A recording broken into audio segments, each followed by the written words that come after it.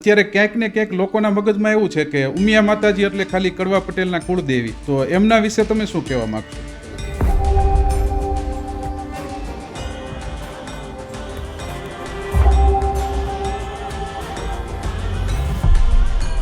આ એક મર્યાદિત વિચાર સમાજના ઘણા બધા લોકોમાં છે.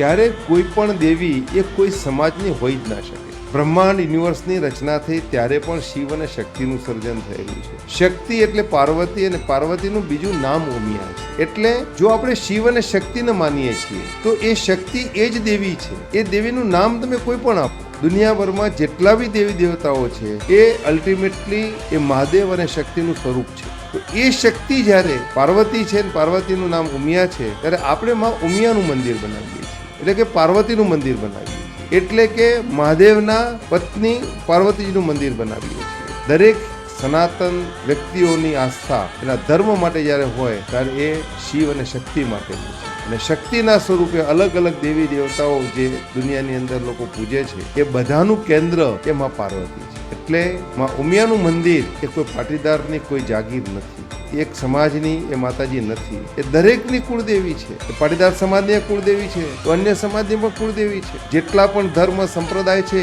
એ બધા જ એક શક્તિમાંથી પેદા થયા છે. આપણે બધા શક્તિના ઉપાસક છીએ. એટલે જ્યારે માં ઉમિયાનું મંદિર બનતું હોય ત્યારે આપણે બધા જ એક વસ્તુ સાથે સંમત થઈએ અને સ્વીકારીએ કે તમે જે દેવી દેવતામાં માનો છો ને એ પણ એ શક્તિનું જ સ્વરૂપ છે, એ માં ઉમિયાનું જ સ્વરૂપ છે, એ માં પાર્વતીનું જ સ્વરૂપ છે.